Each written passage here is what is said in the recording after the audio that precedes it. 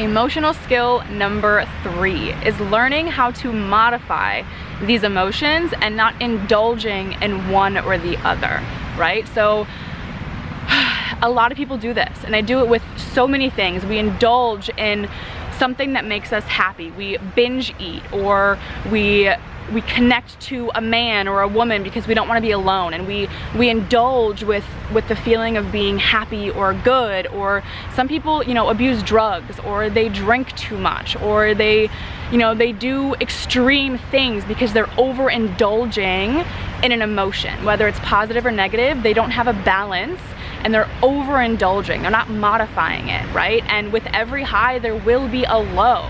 That's why people who are like love addicts, they break up with someone and their world is ending, right? They're just devastated, they can't go on. And then in a week, they're madly in love with somebody else, right? That's not healthy. It's because they're overindulging in the feeling of love. They're overindulging in the satisfaction of love. They're overindulging in that feeling that it brings them, instead of understanding that there has to be both. There has to be a balance in everything that we do, or we're gonna crash, right? If you are starting a new business, or you wanna work towards something, you have a passion.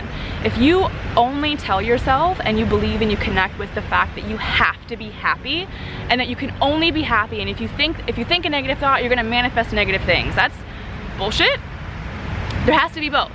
You can't just connect with the fact that it's gonna be great, I'm gonna be positive all the time, I'm gonna be motivated all the time, it's gonna be great, great, great, go, go, go, yes, yes, yes. Because then when you're overindulging in that positive, the minute something negative happens, you're going to think that you can never recover from it. You're gonna think that you can never, ever get back up and keep trying, because you didn't give yourself the possibility that there could be a negative. When there's always gonna be a negative, no matter what it is. There's always gonna be, there's a contrast to everything, right? When there's an up, there's a low. When there's night, there's day. There's always gonna be something that comes in your way and tests how strong and how much you believe in it. So if you don't allow yourself to understand that there has to be balance, we have to modify it, we have to practice not indulging in one or the other, we're never gonna get there. We're gonna set ourselves up for failure. And that's another way that we self-sabotage. I'll talk about that later. But learning how to indulge, right? Same way goes with a negative emotion.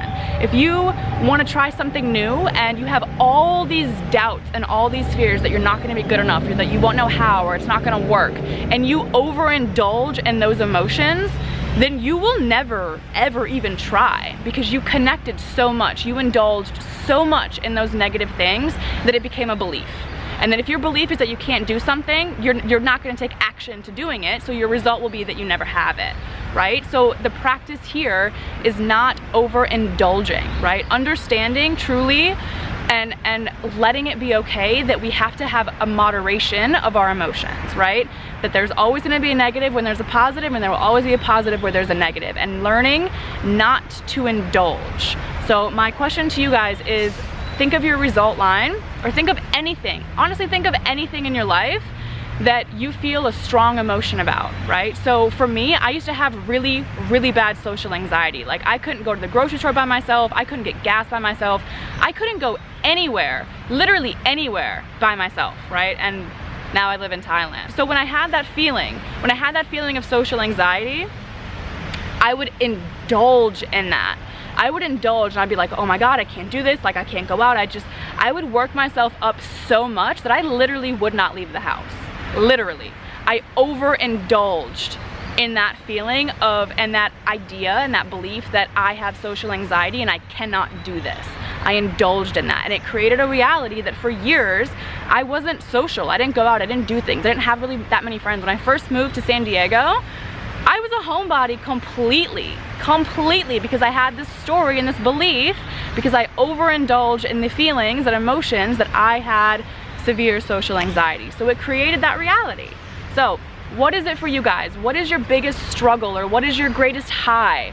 What is it that you can truly, like, within yourself look inside and be like, I definitely overindulge in this. I definitely take this to an extreme, right? I definitely overdo this in some way, right? Just find it. Find it, and remember, don't judge it or resist it. Allow yourself to feel the emotions that come with it, and just be aware, right? Because we can't shift out of anything until we're aware of it. So the more that we go through all of these things, we're gonna find practices and ways to shift out of them. But the first step, week 1, truly has to be about awareness. It has to be about gaining the awareness that we truly are shaping our reality, whether we want to accept it or not. And our awareness is how we shift it, how we align it in what we want, and we ascend forward.